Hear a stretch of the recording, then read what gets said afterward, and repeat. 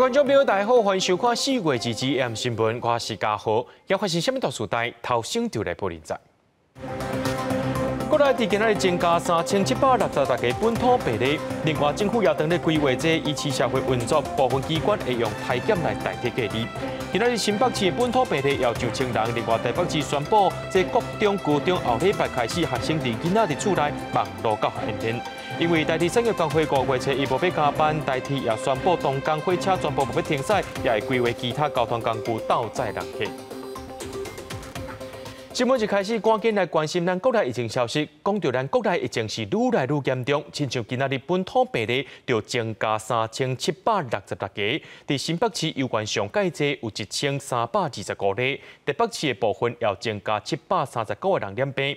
另外，今仔日也增加12个中重症的患者，这寡患者有一半拢是无去注疫苗的，其中有一个重症患者是90多岁阿嬷，也因为这病例一直咧拖，为着要维持社会正常运作。指挥中心今日也公布用体检代替隔离，提早返来上班的相关规定。世界真斟酌，也详细听，随时拢爱注意是毋是有可能的入侵者。总统府外口宪兵一直辛苦来守护着总统府的安全。不过，这阵客团剩2名隶属总统府宪兵也事变较紧。虽然正副总统甲府内以及国安会这人员无接触史，也过大港境的密切接触人员有11个人已经赶紧来隔离。国内新冠本土疫情一直拖。日日新增加3766例疫情，包含22县市，其中新北市有1325例，搁再来是台北市739例，桃园市也有588例。昨天将近3000，今天增加了26%，大概这整体未来的疫情一定是会扩大。另外，也新增加12例中重症患者，年龄在60多岁到90多岁，都有慢性病的病史，而且有半数无注过疫苗。在这一群这个长者的这个族群，我们因为看起来他们中重症的这个比例很明显是在大概70岁开始有升高，然后到80岁以上就有很明显的升高。随着确诊人数一直升悬，全台各县市陆续启动轻症特殊账户，指挥中心也甲特殊隔离、特殊检疫的检查规定修改正做隔离检疫期间有症状时加隔离期满时快速检查，包列为特殊隔离的首次采检，应用家用的快速检测。若这个检测是阳性的，则可用 PCR 来确认。维持社会机能正常运作的机关，也是需要单位的员工必须来订定人力备援的计划。那这个人力由原无度予机构来运作，甲确诊者接触的员工会使提前回来工作，并且每2天就要来检查一摆。备援的计划实施了之后，还有需要，那才会陆续的来展开。那我们也要求要防疫长的这样的一个制度是完全的，那他才有能力把这样的事情做好。为了防范传播风险，指挥中心也宣布，即日起上北基隆、桃园、高雄、甲花莲管6个县市，除了例外情形禁止探病，较大型的长照机构也禁止探视。另外，进前甲辉瑞药厂签订的76万份的口服药物 Paxlovid， 最近已经有超过18万人份到台湾，预计今年第2季内底完成交货。记者综合报道。台北市伫今仔日宣布，这国中、高中对后礼拜开始进行1礼拜的线顶教学演练，这学生唔要去到学校，也因为国中会考时间特别到学校若总有需求，也是会当上课。不过新北市的部分暂时未对你来实行。另外，市长侯友宜是搁在向中央发声，建议把这居家隔离改做是居家快筛，加上这自主健康管理来减少居家隔离人数。而且不能听到带回去哦。放学时间一到，学生真无闲，挂大包小包转去，因为台北市下礼拜开始，国中、高中该用线顶教学。没有特别喜欢停课，因为觉得停课的效率很差。然后如果因为停课这段期间也有一些课程要上，然后如果因为这样子段考不好的话，就心情很失落。我们当然是觉得比较突然，但是因为我们平常有做这方面的一个演练，所以我们也不会说觉得没有办法去反应。台北市自治增加739例确诊，疫情也在校园大爆发。台北市府宣布自5开始1礼拜，国中、高中扩大实施线顶远距教学演练，后必要延过延长，会影响728间学校，14万8千多人。不过学校若需要，也是应进行实体课程。国9如果需要做实体的课程的话，那当然我们可以让学校来进行实体的一个教学啊，这个部分可以做例外处理。那国小的学生，因为有考虑到如果在家的话需要家长陪同，所以目前暂时不纳入。因为疫情扩大，不止要推动居家照护，台北市长郭文泰表示，要专接防疫旅馆闭环，保留医疗量能。新北市长侯友宜认为，中央以台大计分3阶段开放实在袂赴。郭文泰到3港公会，事情发生就发生了，抱怨也没有用，两边讲的都对。侯市长是因为这个已经战况太紧急了，那个太有点抱怨。中央说要分3阶段，其实对的，但是事实的真相是。应该早就要开始了，不过但是这样啦，亡羊补牢了哈，我们就从医护人先开始。伫疫情重灾区的新北市，一日确诊有1300多例，居家隔离列管数增加24000多人。侯友宜阁向中央画写，居家隔离转型建议以居家快筛配合自主健康管理，减少居家人数。居家隔离也要赶快转型，才会让我们面对未来居家照护越来越多，我们才有余力去做好轻症跟无症状确诊者的照护，希望中央能够接受地方的建议。对台北市大规模实施远距教学演练，新北市暂时无必做，会按照中央的上升校园停课标准来办理，随时做好大型应变机制。记者综合报道。南部伫今仔日增加212个病例，拢是因为去接触到确诊者，或者是去到外县市旅游等等。亲像高雄今仔日增加113个病例，其中有25个就是去到外县市佚佗的。高雄市政府即摆也甲这外县市刷叮当，也个补习班学校等等，列做是高风险的管道。另外，南部县市即摆也开始启动这在家照护咯，亲像台南市要派人去到药局查查，确定这快筛试剂袂因为欠货就咧乱化价。工作人员四界消毒确诊者行大过所在，南部各县市日拢有确诊个案，嘉义县市6例，台南71例，高雄113例，屏东22例，拢总212例。超过100例的高雄，除了特殊娱乐场所规定销话，各为社区摊登记娱乐场所。25例有外县市旅游署的个案，其中6例要参加歌手丁惠妹的演唱会。高雄市的疫情，对啊，有缓步的在增加。简单讲，就是外县市的旅游史，然后这些回来之后有渗漏到这个家庭或者是职场。因为咱北京大个摊教学生囡仔，规定拢伫教室做伙用厕所，所以有7间补习班拢有确诊者，个摊入去到校园。除了提醒师生上课一定要挂喙安，高雄也宣布上紧后礼拜，互囡仔开始做疫苗，头一批以庄卡甲特殊学校优先。消保官甲店员确认快筛试剂计效，疫情严重，互快筛试剂需求大大增加。台南卫生局这单位22夜到药局、超商这所在去稽查，确保市面上的试剂袂去人囤货，也是互人化解。目前确诊人数一直增加，也互民众生活受影响。普通感冒，学校就说他要去请假，然后去做好筛检，证明完他的那个是普通感冒。然后才能再去复学。病毒传播力真紧，唔那伫各地消化，个拖入去到彰化市公所。市长林世贤因为身体无拄好，去病院采检确诊。快筛跟 PCR 都呈现阳性，所以在这里向所有的市民大众表示非常的歉意。市公所早起打停止协工公告，相关接触人员紧急做检验，确保疫情袂传开。记者综合报道。讲到宜兰的收容所，即摆也逼出群聚感染，有一名保全人员去食鱼酒条后确诊，就划入了到收容所。目前已经有31个人确诊了。卫生局下晡也派医疗团队入去替所有人做体检。另外，台北看守所也有5个新来收容人确诊，看守所虽启动防疫措施进行分流，也要求所有人都爱自主健康管理。我看一下你的记者证好不好？不然里面长官。收容所保全出来动记者镜头，所内人员无用试试正低调。宜兰收容所爆发群聚案，为14个即马已经31人确诊，包含员工14人、收容人15人，甲相关人员加上2人。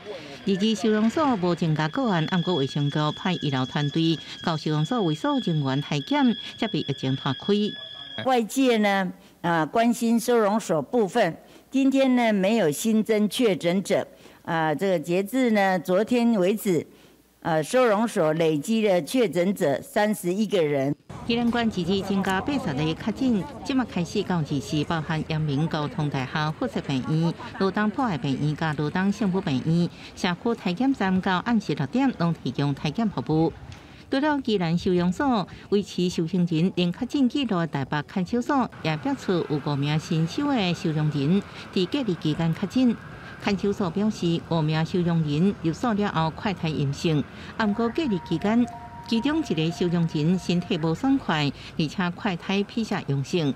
另外4名收容人后续检测结果也拢是阳性。昨天是有5个阳性反应的送去医院，是。然后其中昨天好像得到消息是其中有1个 PCR 是阳性反应了，那其他的结果还没有出来。矫正署表示，5名确诊收容人已经依照规定送专职病院。另外，台北看守所也启动应变防疫措施，落实分村分流管制、环境清消，各要求收容人甲职员自主健康管理。劳工管理症状马上安排快筛检查。记者综合报道。花莲县伫今仔日，搁再增加1条找无感染源的防粪池啊，团部人目前正在扩大体检。另外，陆军华东防卫指挥部今增加14个人员确诊，有1名是接触者，所以这个营区的团部人就10个人染病。这疫情当咧严重，不过这台东的铁人3项比赛说是要来照常举办，要到4000人去参加。主办单位表示讲，来比赛拢爱快筛阴性才会使。花莲日新增加100例确诊，大部分拢是旧案摊开，不过出现新的感染源防粪市场。县政府紧急开设快筛站，高发简讯叫捌来过的民众紧来体检。因为花莲县延期举办全中运，不过中小学这学期已经提早开学补课，照计划放假4天日开始上课。不过陆续传出有学生囡仔确诊，部分学校也是停课。原本45个学校停课，已经11间开始上课，后礼拜也是有学校会陆续开始实体课。即马有老师是烦恼，未来若是有学生囡仔苦力，互人隔离伫厝上课，也会造成学校教学上的负担。必须要2个措施，第一个措施就是说，不打疫苗的，是不是就是每天进行快筛？第二个方案呢，就是比照国外，暂时增置人力，临时代课老师专门负责不来孩子的线上教学。台东县学校停课的状况也不乐观，日新增加35例确诊案例，其中就有细汉囡仔，因为新增加4间国中小学停课，而且摊到市区，目前累计有10间学校全校停课，6间学校部分班级停课，家长是真烦恼。教育处也对这种的发展真不乐观。被那些人感染的话，那我小孩子可能就会被确诊，我很害怕。我们国中小的特质，我们都是属于小班小校。如果按照这样子的规定我们可能会到月底的时候，可能停课的状况会没有办法控制。这个礼拜啦，台东县也有2天的铁人3项比赛，让台东民众真烦恼，因为中央也无强制要求停止大型户外活动，各有4000多人报名。主办单位依照防疫规范，只好照常举行，不过强调会做好防疫，提出快筛阴性证明才当参加。跟市民有一段的距离，让市民比较安全。那在赛道上呢，我们也做了一些调整，就尽量不要有市区的产生，现在完全改在台东森林公园跟海滨。花东2县的疫情也搁伫拖，不过热门的观光地区要管控真困难。南市的旅宿业者已经开会决定，为25至7月份自律减少接待观光客，佮要求爱注3剂疫苗才当上岛。尤其若是不幸确诊，所有就地隔离全部费用爱家己负担。记者综合报道。罗东这5月初1要出国的民众就要特别注意咯。讲到这5月初1罗东这动工，这代替产业工会因讲要照规定要休假，这司机员只有1个要上班，其他1000多人拢无要上。也因为这款情形发生，代替宣布讲5月初1动工，火车的车帮全部拢停起来，也毋过，这个代替也讲，因有规划应变措施，会找高铁啊个客运来协助民众出国。另外，要坐游览车来送旅客，要到这自本要去的火车头。毋过，安尼新的规划敢有较妥当咧？咱赶紧做回来关心。平常时上下班交通工具都是坐火车通勤族，听到5月初1这一天列车会全面停驶，亲像晴天霹雳。因为伊伫百货服务业，迄一天爱上到10点半，回到等到厝已经半暝啊。我要上班啊！我10点半下班，可能要多半个小时吧，12点了。台台东旅客也真烦恼，代替5亿全面停驶，那安尼转去的路更较远咯。这样就不太方便了，车程会比较久吧？那就自己开车了。当然会有影响啊，希望他们能够提早的订票啊。因应代替工会5日依法要加班，交通部规划应变计划，有估迄时间运营欠35.8万人次，已经规划好所有运营疏分。西部干线部分由高铁加国道客运替代疏分，应提供72.6万人次。宜兰北回线部分透过国道客运疏分，应提供6万人次。花莲到台东加南回线规划类火车疏分11.9万人次。是尽可能开直捷的这样的一个所谓类火车，快将近7个小时跟6个小时之间的差距，之间有1个小时，那就真的要跟大家讲抱歉。就惊5日这一天国五塞车严重，交通部长表示，5月7日会封闭北南到石碇路口规划大客车专用道。对代替列车停驶，交通部长王国材会室内，佮强调代替组织改造的决心。的确，台铁的组织改革是始终勇者，就是我了哈。我的门随时开，我也会不断的邀请工会来做协商。债务你要归原被退休的退休金，他也没有啊，现在1年嘛3、4个月，就是说要台铁去赎的，已经无解。王国材表示，一直到5月7进前，依然无放弃甲工会协商恢复运营。不过工会认为双方已经无共识，全面停驶已经无法度避免。反倒当然支部长接受部门沟通的一边，双方各讲各话。记者综合报道。指挥中心进前要求讲，要住过3档疫苗，民众才会当去游览。这个政策对今仔日开始施行咯。不过旅游业者也批评讲，这个政策拢无规划着随来施行，而且这国内病例数一直增加，民众旅游团的退团已经退8成，业者希望政府赶紧想办法。亲像台中就一场这旅游展览会今仔日开幕，人数确实无应过遐侪。民众伫展场内底慢慢踅，台中国际旅展22楼咧开幕，详细一个看，展场工作人员比民众较多。入场的民众大部分是来买参观的，毋是看旅游的行程。本土确诊案例一直清悬，22一天有3766例，搁再创下历史的新高。民众对着带团的旅游，大部分也伫考虑。因为现在疫情传染比较快，你也不知道你身边有没有什么有接触过的人这样子，所以还是会担心的。其实跟去年的同期比的话呢，这次应该是掉了大概3到4成左右。那我们期望今年的营收的部分的话，大概是去年的8成左右，我们就会比较满意了。对。为着5亿廉价商机参加旅展，不过业者闭关来评估，业绩甲去年同期来比较，应该减少30%到40%。因为今年对旅游休大业者来讲，敢若像洗三温暖。年初疫情较热，各地真侪人出来佚佗。4月了后，上知影讲确诊数是大幅来清悬，加上中央流行疫情指挥中心16宣布，民众参加团体旅游拢爱注3档的疫苗才会用的。旅行业品质保障协会就批评，卫福部事前无甲业者好好来参详，伫无配套做法之下来发布。这个规定，短几天退团率已经超过8成，损失更加严重。其实现在整个旅行团几乎已经退掉8成以上。2个诉求是很重要、立即的，一个是营运薪资补助，一个是团体特色的旅游补助。这种政策其实应该要贯彻一点，反而会比较好，免得有的人不打，然后也跟着去，到时候制造了很多的问题。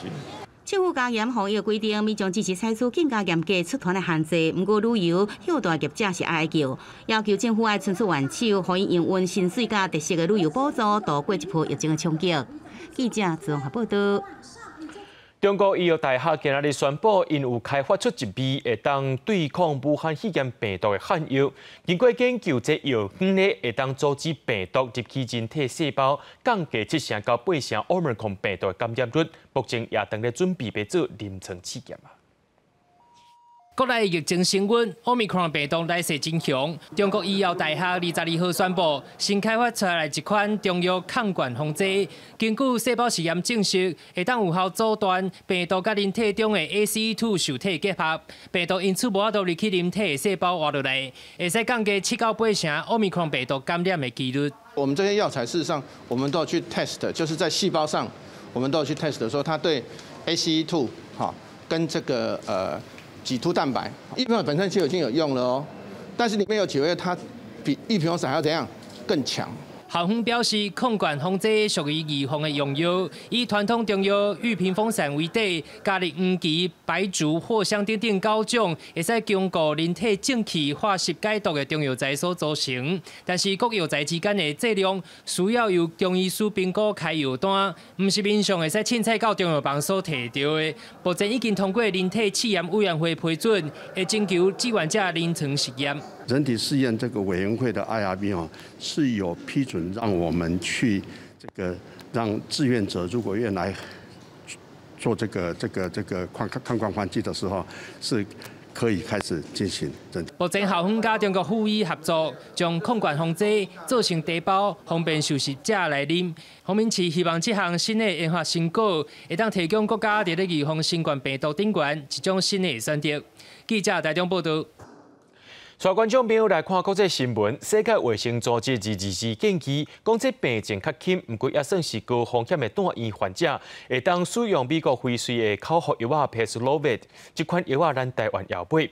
另外，咱来看到香港，因对自一开始放定这社交距离的规定，也解除无共家庭的聚会禁令。另外，这健身房、美容院也当开始做生意咯。那讲到印度，因最近的感染率搁在升悬，新德里的水暗强制令20又搁开始施行。世界卫生组织日提出一项新建议，包含2种抗病毒药物活性成分，通压制病毒伫体内复制的辉瑞口服药 Paxlovid， 会当互轻症甲中度症头有转移风险的新冠病毒患者服用。这项建议是依照前一天的医学分析会议中2项试验所得到的结果发布的。台湾的疫情指挥中心已经有买，不过世卫也警告，相关研究也未伫有新的负责人、饲奶的妈妈，还是18岁以下族群得到证实，因也未当服用。One which is published called the EPIC-HR study, and a total of 3,078 patients, and found an 85% reduction in the risk of admission to hospital. If the patient has a 10% risk of being hospitalized, then the absolute benefit is 100 fewer per 1,000 patients. 香港一个医放宽部分，互人认为是世界上严的防疫限制。较早4个月未使去健身房、美容院、主题公园甲电影院，即马总算会使去，也毋过必须遵守4个人限自令，上济未使超过总量50%，并依照规定部分场所也是爱挂嘴暗。游泳池甲海沙坡也是关起来，互未少人不加失望。另外，餐馆营业时间为原来每晚6点延长到暗时10点。那是团体的餐会为2个人开放到4个人。有业者出来几礼拜预约拢已经客满。那是学校的线顶课程，即马嘛改做实體課。終於變翻整齊啦，同埋所以嚟到呢度美容院，所以真係 OK， 好開心。印度新德里當局20宣布，佫實施喙暗強制令。不過德里上大的病院表示，雖然病例數增加，陽性率也懸，住院率方面算起來是有較少，病床還有夠。अभी हमें पैनिक होने की आवश्यकता नहीं है, पर हमें बहुत ज़्यादा केयरफुल होना है。印度日通報2380個新增加確診，有42%出現喺德里。當局幾禮拜前取消大部分防疫措施，免掛喙暗嘛唔免發。不過最近這幾天每日新增加確診數創下單月新高點。新德里附近幾個區已經開始佫實施喙暗禁令，無掛喙暗一方罰500印度盧比，差不多是大票192塊。公司新聞吳文玲編譯。烏克蘭南部城市馬里坡去互羅西亞軍隊攻擊，情形是無講介樂觀。守佇咧鋼鐵場內面的烏克蘭指揮官要向外界討救兵，強調這正有可能是因最後一屆對外求助機會咯。烏克蘭也指控這羅西亞攏是在講白賊，講啥物因的總統普丁下令禁止攻擊，不過因的軍隊卻是繼續甲因拍。馬里坡的市長表示，目前還佫有10萬人等待撤離。俄羅斯新聞社伫咧2月放一段用無人機所翕的馬里坡耶穌鋼鐵廠的畫面，這個廠沿着海邊啊，範圍超過6.4公里，幾落百位的烏克蘭軍隊抑擱守佇咧遮。佇影片發布前幾點鐘，路透社翕到鋼鐵廠頂頭慶煙，抑擱聽到連續爆炸的聲音，隨即就看到俄羅斯總統普丁向國防部長強去解放馬里坡的消息，並且下令取消攻擊，以為代講對俄軍抗航講嘅領導對台。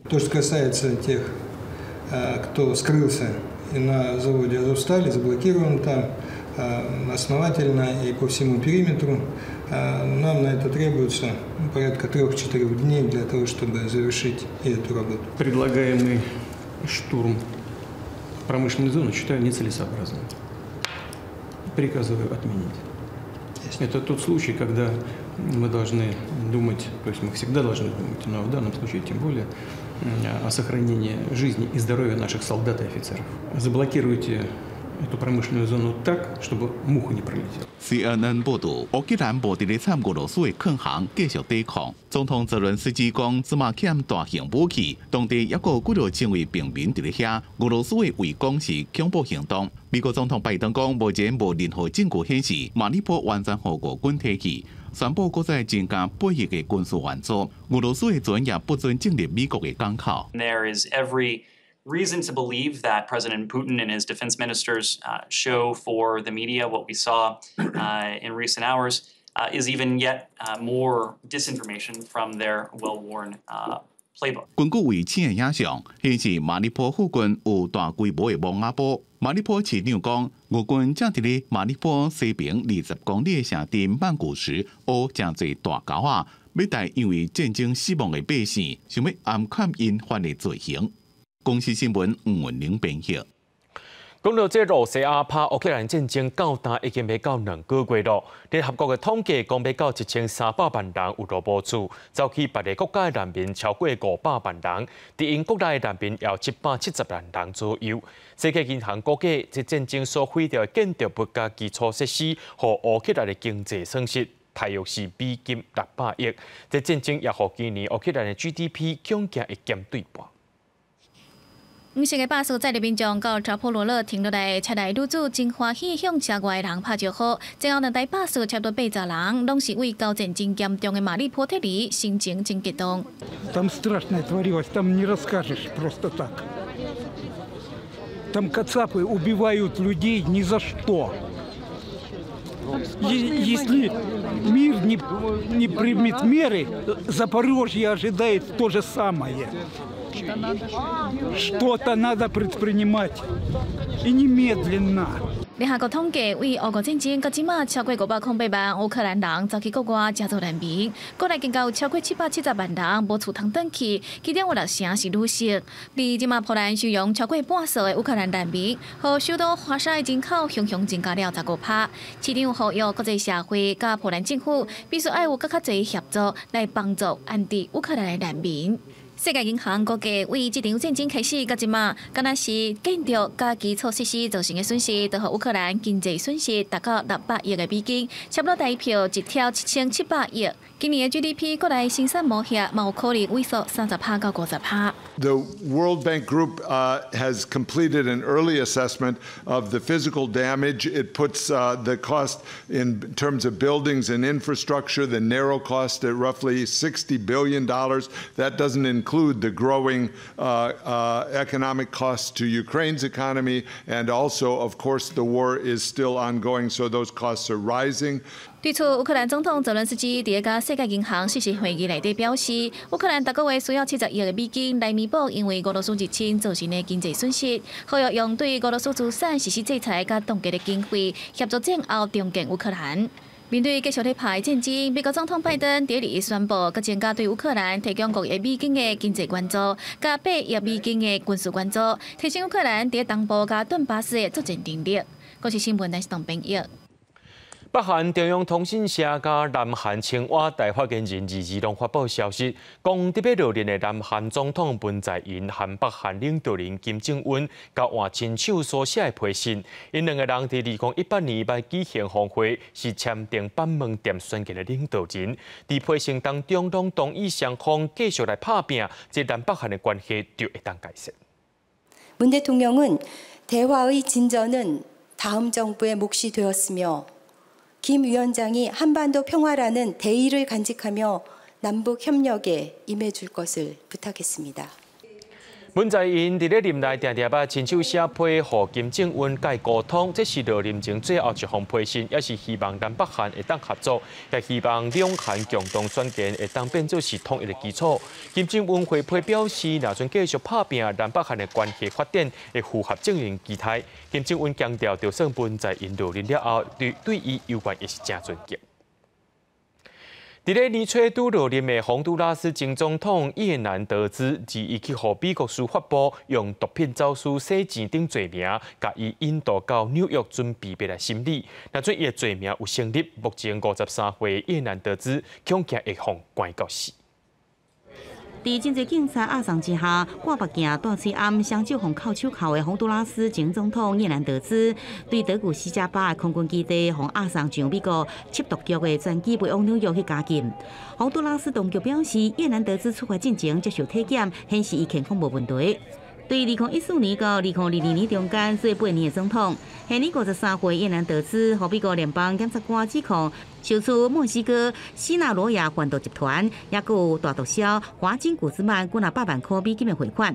这些钱除了互伊家己用以外，也流向政治的竞选经费。Today, Juan Orlando Hernandez, the former president of Honduras, was extradited to the United States to face federal charges. Hernandez is charged with participating in a corrupt and violent drug trafficking conspiracy to facilitate the importation of tons of cocaine into the United States from 2004 to 2022. 叶南德兹伫个家后推特顶面来上传画冤枉影片，讲伊是无辜的，会面临无公平的审判。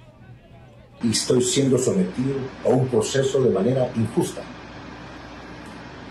Quiero hacer eco de unas palabras muy potentes, muy poderosas, que dice, la injusticia en cualquier lugar es una amenaza para la justicia en cualquier parte. Ustedes saben que trabajé incansablemente con el propósito de recuperar la paz de Honduras. Dimos nuestro máximo esfuerzo por nuestra nación y es lamentable que aquellos que convirtieron a Honduras en uno de los países más violentos en la faz de la tierra, que esos villanos ahora quieran ser héroes. 叶南德兹有计2日伫纽约联邦法院受审，若上定罪，下半世人恐惊拢也伫个家内度过。公视新闻王慧文编译。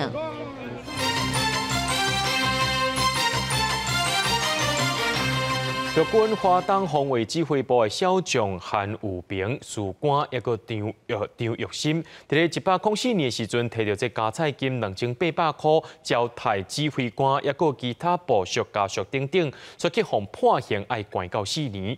总统蔡英文感念国军为国家效劳，也考虑到这案情真特殊，今仔日批示这2个人会当特赦，也代表讲因2个人唔免食罪咯。手提是拄颁布的特赦令，陆军华东防卫指挥部少将前参谋长韩武平世界向总统蔡英文也甲为遭撞的朝野立委行礼致谢。我当义无反顾接受征召，前往战场，随时奉献生命给国家。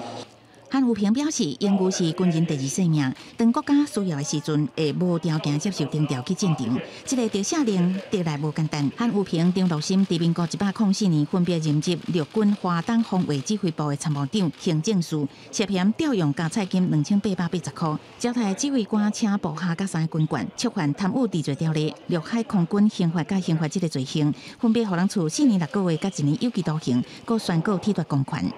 不仅对我个人，我想对整个国军、对整个军舰，都是一个非常鼓舞士气的一件事情。所以我非常谢谢。总统蔡英文考虑2个人的情况较特别，唔是将公有财物使用，而是将早期款项装入落地啊。为了落实罪行相当的宪法原则，2人罪行宣告拢是无效，被显示政府重视国军保家卫国的贡献。对这件代志，韩武平坦白讲，这7年来是人生一大打击。对即马国防部总督察长刘德金中将，当年是伊的顶级长官，韩武平原来有话要讲。刘德金中将也是我一个很尊敬的长官，我也谢谢他。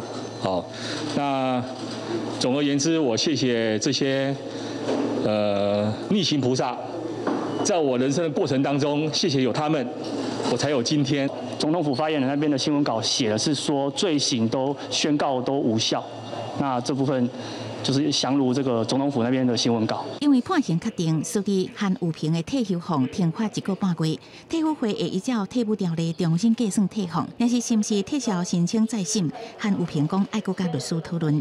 司法院是回应尊重宪法、赦免法，和总统的特赦职权。记者综合报道。讲到这少子化影响是真大，真侪私立学校招生甚至有学校收起来。教育部伫2017年提出的私立高级中等以上学校退场条例草案，今仔日伫立法院议会完成三读，包含立起专案辅导的学校必须爱伫咧期限内面依法申请改制，或者是甲其他学校合并，或者是改做其他的教育文化，也有社会福利事业单位。学校发展改善清算了后，除了合并，这剩的财产拢爱充公。民进党立委王美惠甲国民党立委李德维遮国民党甲民进党立委难得意见一致，为学校若是全面停止招生，发予教职员慰助金来表示态度。本条照国民党党团与民进党党团共同提出之修正动议条文通过，有没有异议？表决通过专案辅导学校停止全部招生了后，爱发予教职员工资遣慰助金、退休慰助金加离职慰助金。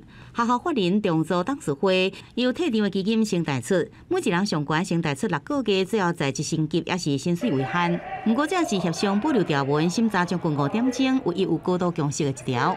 这一条就是让私校规避退场后校产充公的逃逸条款。我更听不出来，为什么让他们能够改办长照机构是顾学生的做法。时代力量党团指出，办他不好学校列入专门辅导，正一摆给3年时间申请改制、改办其他事业，是假退场真道理。民进党因此提出修正动议改制2年，并且以人数优势表决通过。相关的主管机关还是可以去做高密度的审查，做最严格的管控。外界所关心的后山的处理，国民党党团主张公共事务顶有公共财。它是不是公共财？其实这个在宪法上其实是有非常大的争议。民进党修正动议相关表决通过，学校法人改善清算了后，除了合并剩的财产归属关键退场基金，中央机关也是公立学校，也就是剩的财产充公。私立高级中等以上学校退场条例制定通过。4号退场条例前后用5年时间，总算三读通过。在野党甲高教工会议员是无满意，不过教育部表示，政府认定学校退场审议会纳入教师甲学生代表等等，会让学校更加平顺来退场，师生的权益得到保障。记者综合报道。全国大专校园运动会会伫咧5月7日举办，今仔日举办记者会，现场阁邀请台军队的国家选手刘嘉玲，甲台师大的游泳选手吴俊峰做伙来出席，替全台运进行启动仪式。这全台运对5月7日开始举办5天，有22种的竞赛，会伫咧国立体育大学举行。国体大校长曲斌坤表示，停办绝对不是选项之一，也强调是为着世代文甲亚运做准备，也因为疫情关系，无要开放一般民众入去参观。讲到咱台湾的草橄榄球国家代表队17日的泰国比赛摕到第4名，12要转来时阵，所有一个选手伫泰国确诊，根据着当地规定，就要隔离10天。这个选手认为讲，伊一个人叫留伫泰国隔离，伊是真委屈。协会和体育署在去表示，有一个领队留伫泰国甲伊做伴，外交部要找当地台商来斗协助。笑亚咱的会旗，甲其他国家的选手欢喜参加闭幕典礼。咱国橄榄球队参加亚巡赛资格赛结束了后，12转来台湾。其中有一位选手因为车闸采检是阳性，无法度上飞行机。按照泰国的规定，就要隔离10天。这位选手指出，球队有真侪人要求按照查某脚球队包机转来台湾，互体育署拒绝，家己阁互人提来提去。第一时间知道之后呢，我们就立刻跟协会联络，请协会要立即跟外管来取得联系，请外管来提供协助。我们也请协会以这个林云如或是周天成的案例来关怀选手在当地来治疗。敢若一个人确诊，而且泰国甲印度的防疫条件无同，落尾15个人转来台湾，协会留领队伫遐陪确诊的选手。若领队因为19 PCR 阴性，而且阁有工课，就转来台湾，选手会当自由行动，就转到台商会长经营的旅馆。协会表示，会当理解选手想要赶紧回国的心情，毋过若讲甲互人提来提去，可能是讲甲伤超过啊。这方面的这个安排，一切都好了，他才回来，所以没有所谓我们把他当人球这个。形容有一点过头了，5次了，5次了，5次了啊，5次都是阳，都阳。记者早起想要联络这位选手，拢无得到回应。不过理事长强调，选手采检5届拢是阳性，按照规定就是袂当上飞行机。今仔日会搁再采检，若是阴性，24就会当转来台湾；啊，若同款是阳性，就是袂当上飞行机入境。这部分希望会当用专案解决，若无比赛3天，就要加留10几天，嘛毋是办法。记者综合报道。2022年巴西听障奥运，咱台湾计共有39位选手参加8项目，其中射击这个项目的柯明瑞才16岁，是本届上届少年选手。另外，也有伫个新疆奥运打破全国纪录第4摆参加听障奥运的高嘉瑜，也有一个资历正深的选手廖水友，大拢把握最后机会加强练习。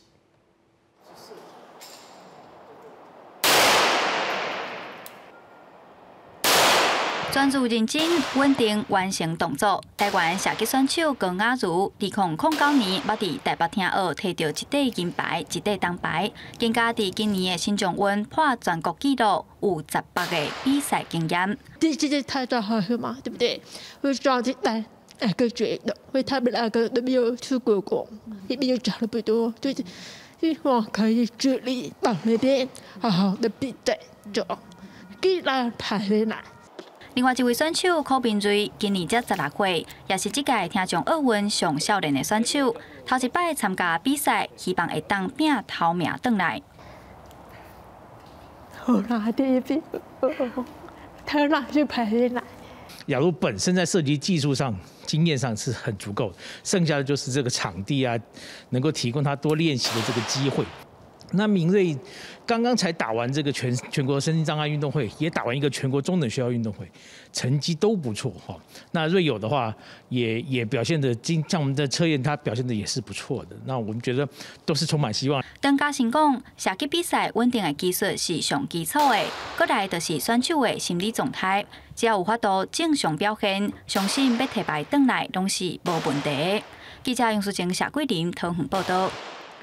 4月2日是世界地球日，国立台湾博物馆也特别出华语、台语2种版本的绘本，叫《美小吹》，用19世纪英国驻台副领事苏文和加野生动物学家姜朴仁下过时代找找乌云牌故事做内容，希望各界来关注生物多样性议题。用150当前，英国驻台副领事嘛是博物学家的罗宾苏文和做起头，讲伊找找象仔爸的故事。国立台湾博物馆新出一本绘本叫《美小吹》，用故事小解象仔爸甲台湾的生物，互大家熟悉。它是由国立台湾博物馆它所产出的嘛，所以它对于很多史实的资料跟这些动物的造型各方面都非常的讲究。所以当初在绘制的时候，其实是有基于很多专家学者的帮忙的考证之后，才可以这样把它绘制出来。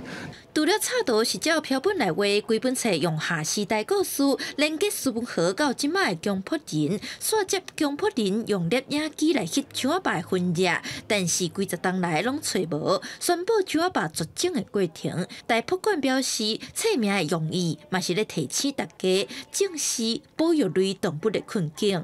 现在很流行一句话，就是走着走着就散了。那我们不希望捉迷藏这样躲着躲着就永远消失了，所以我们希望提醒国人一定要注重生物的多样性，因为我们还很多，比如说石虎啦、台湾黑熊，都面临灭绝的危机。台博馆表示，绘本头尾咧讲，即马时不时还阁会听到有人伫树林内看到象仔爸影，无的确真正是因咧甲咱美小吹，希望大人囡仔会当思考，象仔爸的消息是过度的开发，还是环境改变的因素。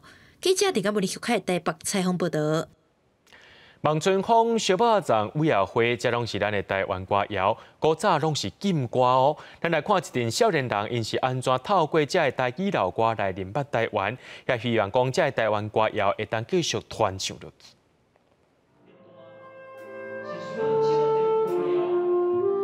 这条歌是小巴掌，这个是望春风，即马听来也是真有时代感的歌谣。歌词的背后反映迄当阵百姓的心声。伫台湾戒严时代，因为政治因素，去互迄当中的政府禁止公开放送。台湾歌谣在里面的创作，它是非常有诗意的，它是非常有文学的。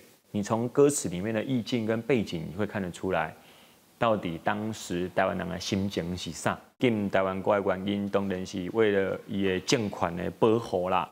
为屏东内的文俊，甲高雄6个乐级的音乐家，因为对台湾的一份使命感，互因结合做伙，因找出在戒严时代袂当唱的台湾歌谣，重新编曲加上故事演说，找主管上大型的演艺厅做巡回演出，互台湾人会当透过这的台湾歌谣，更加深入了解故乡的历史甲文化。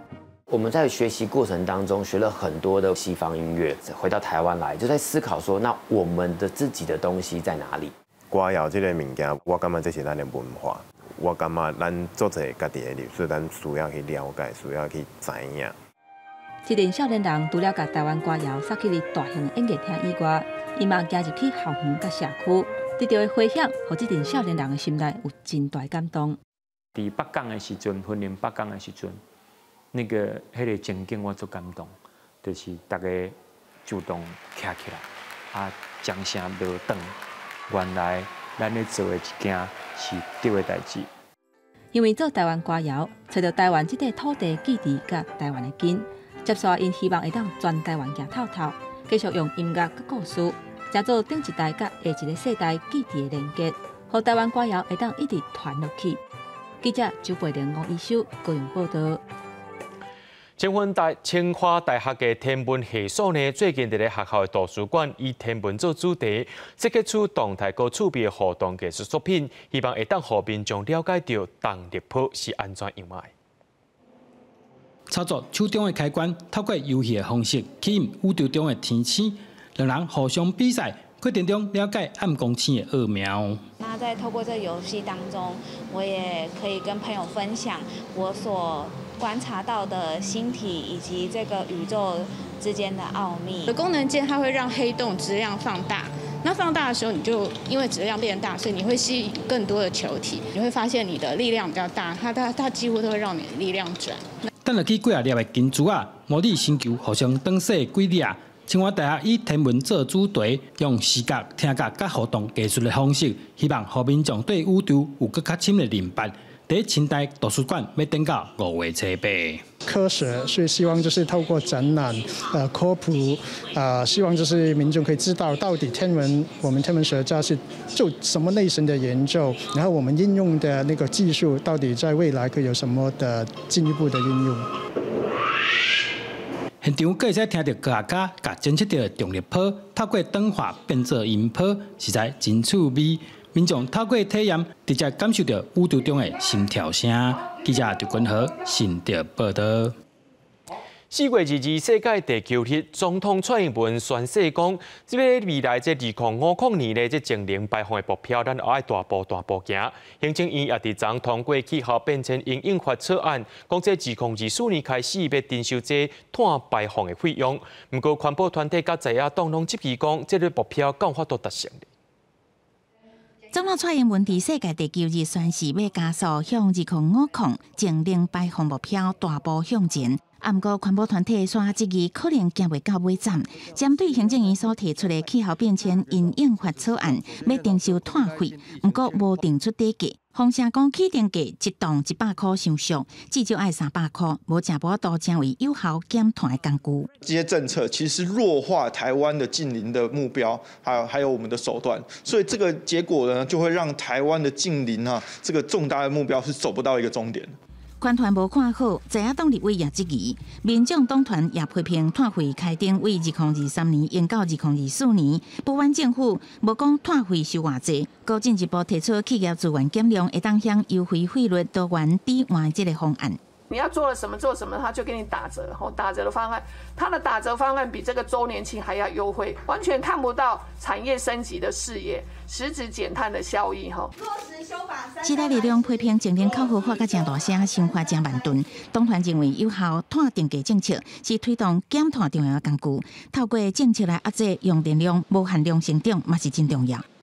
在节能上必须要再更加把劲，应透过更合理的电价以及严格的节能条件，才能有效的抑制电力的成长。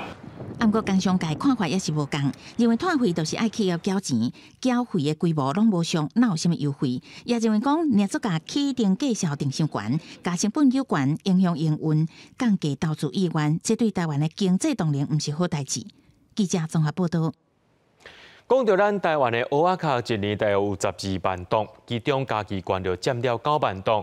这蚵仔壳蹲做伙敢若山共款，集中伫咧家己当石甲布地，造成环境也个臭味问题。为着要改善这款的现象呢，这家己关成立咱台湾头一座合法的蚵仔壳占樽场，甲这蚵仔壳回收再利用，创造循环经济。一大片空地内底拢是收断的废弃蚵仔壳。家己县政府甲在地渔业运销合作社合作，成立台湾第一个专门回收废弃蚵仔壳的占樽场，解决过去50年来蚵仔壳产生污染的问题。之前几十年来，拢乌白道，啊，蠓虫真济啦。啊，即摆说说咧，即摆做比较啊，脱掉咧。迄个蚵壳啊，拢伫社区，啊社区就拢蠓虫啥物样拢有嘛。啊，即摆你若甲收来食。都无话，你社区都无通谈，改成社区嘛。除了蚵仔壳有所在暂时通坑，家己县政府嘛找无共企业甲单位，提炼废弃蚵仔壳来做建材、服装、肥料等等的物件，创造循环经济。我们应用在饲料、肥料，还有做那个消毒的相关产品。很多的产业慢慢发现，原来壳壳有抗菌除臭的功能，所以他也愿意来投入。那我们环保局的工作就是呢。透过我们跟台南市环保局或是相关的地方，把这些产业串起来，那这样的话，整条产业链就会完整。家己县环保局强调，未来继续协助成立同款的占樽场，增加废弃蚵仔壳正做新资源的运用，嘛替4月22日世界地球日这天，互产业经济甲环境保护有一个新的开始。记者林慧婷家己报道。澳洲的渔民最近决定讲，无要用这塑胶做的渔具，要来减少海洋垃圾。另外，巴西海马因为过去这渔民掠了伤过济，数量减少真多。不过最近这几年，政府甲环保团体拍拼合约，这数量也渐渐增加。在巴西里约热内卢州的瓜纳巴拉湾，来自圣乌苏拉大学的研究团队，藏入海底找出海马行踪。Achamos cavalinho macho, grávido, lindo, enorme e com uma saúde muito boa. 提出让长度个记录受孕的状况。研究人员手内底海马是巴西温海马，主要生活在热带，海水温度差不多是在24到28度的海域。过去无立法禁止海马交易，所以真侪人会到这所在来掠，卖互水族馆或者是出口到世界各地。立法了后，情形较改善。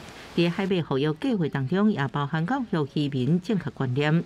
Hoje em dia eles têm esse conhecimento que a gente passou para eles, esse passo a passo, do cuidado com o cavalo marinho na hora de tirar da rede, na hora de ver se ele tá afundando bem ou se não tá afundando bem. 身体状况恢复稳定的海马会放在水缸内底，若当海马进入繁殖期，就会跳救火舞，甚至身体也会变色，起因注意。伫交配了后，由公海马负责繁殖后代。下边8度头前的第一用独存受精的卵，但时机一到，一摆喷发，用生700多只小海马，啊，不过只有1%用活落来。研究人员爱随时监控水质，确保水内有充足食物，互小海马提悬存活率。但这海马大汉了后，就会放生，互因用个转去大海。趁天也未光，坐船出海掠龙虾。掠鱼的人将鱼笼仔偏向大海，专门掠龙虾鱼笼仔开采所在叫做红井，主要是引导龙虾入海。啊，不过这部分由塑胶做的，所以定定海去，有的渔民就会偏入去大海。We just didn't realise, like lots of things, you don't realise there's a problem till a certain amount of time goes by, and you realise there's this problem we've caused, and we didn't mean to. 偏旧的塑胶做的改造白铁啊，成本提悬真济，啊，不过安尼做，会减少对海洋的负担。目前这个发明得到维多利亚州渔业局的支持，有希望在未来引起渔业革命。公司新闻王碧文编写。明仔载天气是好也是歹，做伙来看预报，恁就知。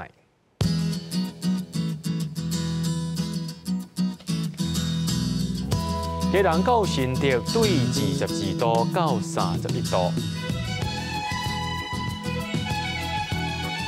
遥热到云林对22度到31度。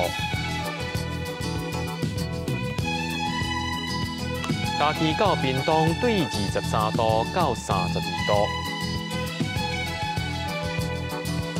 宜兰花莲台东对22度到29度。平湖金门马祖对19度到28度。也个未来3天气象。